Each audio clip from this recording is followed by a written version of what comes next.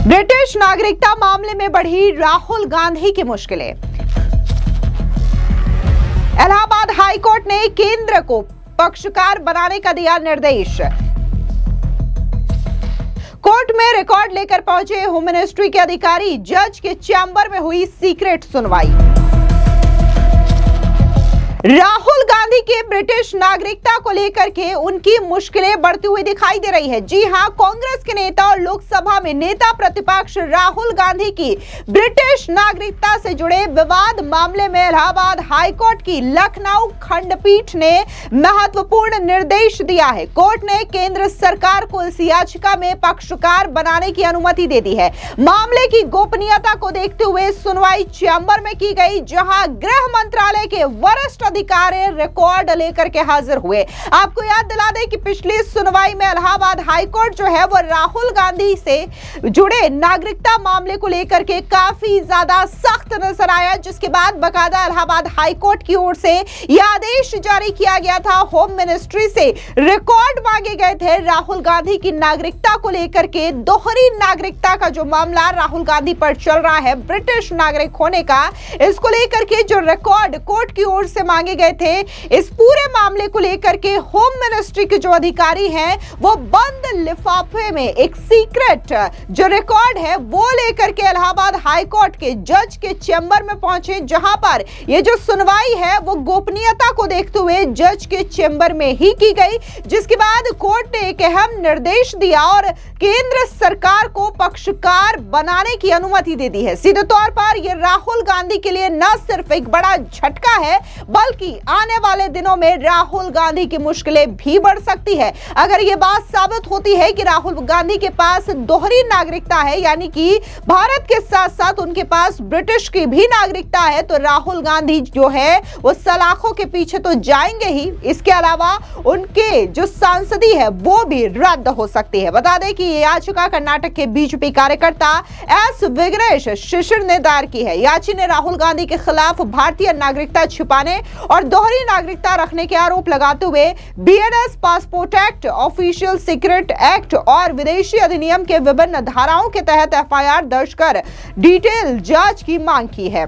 याचिकाकर्ता ने लखनऊ के स्पेशल एमपी एमएलए कोर्ट के 28 जनवरी 2026 को उस आदेश को चुनौती दी है, जिसमें अदालत ने राहुल गांधी के खिलाफ एफआईआर दर्ज करने की उनकी अर्जी खारिज कर दी थी। अदालत ने कहा था कि नागरिकता का मुद्दा तय करने का क्षेत्राधिकार उसके पास नहीं है। मंगलवार को हुई सुनवाई के दौरान केंद्र सरकार की ओर से अधिवक्ता ने अनुरोध किया कि मामले में शामिल गृह मंत्रालय के दस्तावेज अति गोपनीय है, इसलिए सुनवाई खुले कोर्ट में न होकर के चैम्बर में की जाए। कोर्ट ने इस अनुरोध को स्वीकार करते हुए सुनवाई चैम्बर में की है। बता दें कि गृह मंत्रालय के अंडर सेक्रेटरी विवेक मिश्रा और सहायक सेक्शन ऑफिसर प्रणव राय संबंधित रिकॉर्ड लेकर के कोर्ट में हाजिर हुए। कोर्ट ने इन दस्तावेजों का अवलोकन करने के बाद अंडर सेक्रेटरी को वापस लौटा दिया। कोर्ट ने केंद्र सरकार को मामले में पक्षकार बनाने की मांग को स्वीकार कर लिया है, ताकि सरकार अपना पक्ष रख सके और अनावश्यक हलफनामा दाखिल कर सके। यह मामला काफी समय से चर्चा में है, जिसमें याचिका दावा है कि राहुल गांधी ने ब्रिटिश कंपनी से जुड़े दस्तावेजों में खुद को ब्रिटिश नागरिक बताया था, जो भारतीय कानूनों का उल्लंघन है। केंद्र सरकार की ओर से अब कोर्ट में जवाब दाखिल होने की उम्मीद है। आपको याद दिला दें कि 9 मार्च 2026 को हुई सुनवाई में जस्टिस राजीव सिंह की बेंच ने केंद्र को राहुल गांधी की नागरिकता से जुड़ी पूरी फाइल पेश करने का आदेश दिया था। कोर्ट ने गृह मंत्रालय से अब तक की गई कार्रवाई का विस्तृत ब्यौरा भी मांगा है। कुल मिलाकर के ये याचिका बीजेपी के सदस्य विघ्नेश शिशिर ने दाखिल की है। इसमें रायबरेली कोतवाली थाने में राहुल गांधी के खिलाफ एफआईआर दर्ज कराने की मांग की गई है। साथ ही विशेष एमपी एमएलए कोर्ट लखनऊ के 28 जनवरी 2026 के उस आदेश को चुनौती दी गई है, जिसमें एफआईआर की मांग को खारिज कर दिया गया था। याचिकाकर्ता ने राहुल गांधी पर अलग अलग आपराधिक धाराओं के अलावा official secrets act 1923, passport act 1967 और फॉरेनर्स एक्ट 1946 के उल्लंघन का आरोप लगाया है। उनके मुताबिक पेश किए गए साक्ष्यों से संज्ञेय अपराध बनता है। कुल मिलाकर के राहुल गांधी की मुश्किलें जो हैं वो फिलहाल बढ़ती हुई दिखाई दे रही है। जहां अदालती और कानूनी केसों में लगातार राहुल गांधी जो है वो बुरी तरीके से उलझ रहे हैं, तो वहीं दूसरी ओर बात अगर हम देश के लोकसभा नेता विपक्ष की करें तो उसको लेकर के भी राहुल गांधी का जो व्यवहार है वो काफी ज्यादा ठीक नजर नहीं आ रहा है और इसकी आलोचना तमाम लीडर्स की ओर से की जा रही है। इस बीच एसपी वैद का बयान भी सामने आया, जहां पर उन्होंने राहुल गांधी के लोकसभा में विपक्ष के नेता होते हुए जिस तरीके का रवैया अपनाया है इसकी जम करके आलोचना करते हुए क्या कुछ कहा, सुनिए उनका ये बयान। देखिए 204 लोग हैं जिसमें 84 फॉर्मर ब्यूरोक्रेट्स हैं, वेटरन है 116, एम्बेसडर्स हैं, सीनियर लॉयर्स हैं, बहुत सारे बुद्धिजीवी हैं और सबकी ये लेटर हमने अपनी पब्लिक को एड्रेस की है कि राहुल गांधी का जो बिहेवियर है पार्लियामेंट में वो एक लीडर ऑफ अपोजिशन का नहीं है। एक बहुत जिम्मेवार पोस्ट होती है लीडर ऑफ अपोजिशन। अब देखिए उनके बिहेवियर से एरोगेंस, उनके बिहेवियर से एंटाइटलमेंट दिखती है और थिएट्रिक्स करते हैं। पार्लियामेंट के फुट स्टेप्स पे बैठ के वहाँ बिस्किट चाय चल रही है, स्लोगनरी चल रही है। यू आर जो उसकी सैंक्टिटी है पार्लियामेंट की, पार्लियामेंट रिप्रेजेंट करता है 1.4 बिलियन लोगों की एस्पिरेशंस। उस पर सीरियस डिस्कशन होनी चाहिए, कानून बनना चाहिए। इस देश को चलाने पे, इस देश के जो इम्पोर्टेंट मुद्दे हैं उन पर डिस्कशन होनी चाहिए। गवर्नमेंट के नोटिस में बहुत सारी चीजें लानी है, अगर कहीं गलत हो रहा है तो गवर्नमेंट को कारण करना है। मुझे लगता है राहुल गांधी अपनी जो उनकी पोजीशन है एज लीडर ऑफ समझते नहीं है उसकी कितनी अहमियत है। तो हम चाहते हैं कि वो इस बात को समझें और जो आज तक हुआ उस पर क्षमा मांगे देश से और आइंदा इस तरह का बिहेवियर।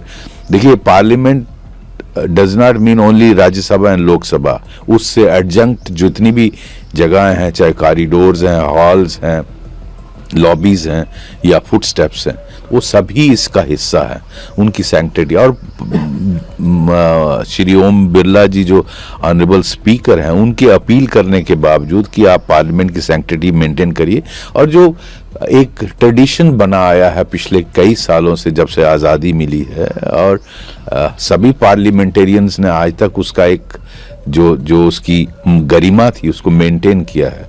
लेकिन मुझे लगता है राहुल गांधी समझते नहीं हैं और अपने आप को एक मजाक का वो बनाया है उन्होंने, सारी देश में उनका मजाक उड़ाया जाता है। हम चाहते हैं एक सीरियस रोल प्ले करें एक लीडर ऑफ अपोजिशन, जो सारा देश उनसे उम्मीद करता है, बट अनफॉर्चुनेटली ऐसा है नहीं। बीच में जो कमेंट उन्होंने एक पार्लियामेंटेरियन के लिए किए और जिस तरह का बिहेवियर लगातार हम देख रहे हैं, चर्चा किसी और चीज़ पर करने की बात हो रही थी, राहुल गांधी ने जिस पर लोकसभा स्पीकर को जो है वो बातें कही थी, उसके बाद किसी और चीज़ पर बात की गई। तो आपको लगता है कि अपोजिशन एक ओवरऑल जो बिहेवियर है वो सही है या उसमें कुछ बदलाव की जरूरत है? बिल्कुल बदलाव की जरूरत है। और ये सारा जो आप बोल रहे हैं ये एंटाइटलमेंट से आता है कि मैं कुछ भी कर सकता हूँ, एरोगेंस से आता है। ये चीज नहीं होनी चाहिए, हम्बलनेस होनी चाहिए। आप देखिए वो जिस तरह से पार्लियामेंट में जेब में हाथ डाल के एक अच्छे पार्लियामेंटियन का इमेज नहीं आता है। आप सीरियस डिस्कशन करें, देश में कितने मुद्दे हैं, गवर्नमेंट अगर कहीं गलत करिए उसको कॉर्नर करिए, उनको सजाओ दीजिए, अच्छी डिस्कशन करिए।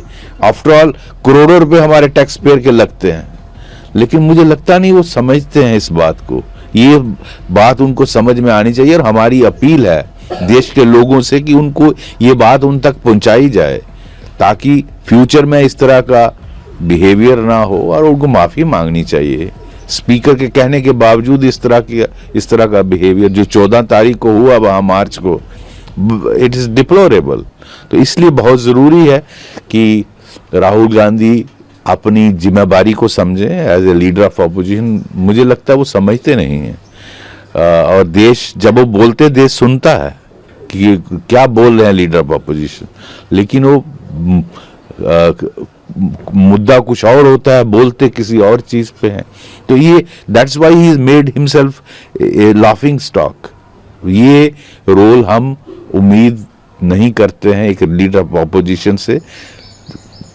सारे देश की एस्पिरेशंस उस पे डिपेंड करती हैं कि पार्लियामेंट में किस तरह हेल्दी डिस्कशन होती है और उससे उभर कर किस तरह के मुद्दे और कानून बनते हैं और किस तरह के वो लॉज इस देश को गवर्न करने के लिए बनते हैं, ऐसा देखने में नहीं आ रहा। फिलहाल इस पूरी खबर को लेकर के आपकी क्या राय है, कमेंट सेक्शन में जरूर बताएं। धन्यवाद।